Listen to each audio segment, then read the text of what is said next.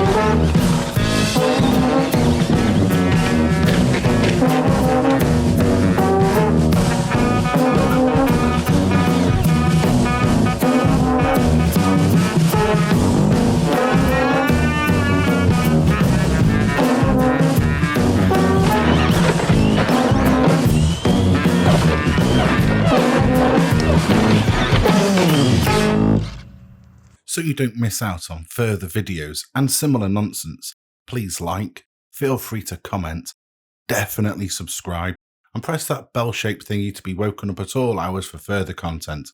But for now, that's your lot.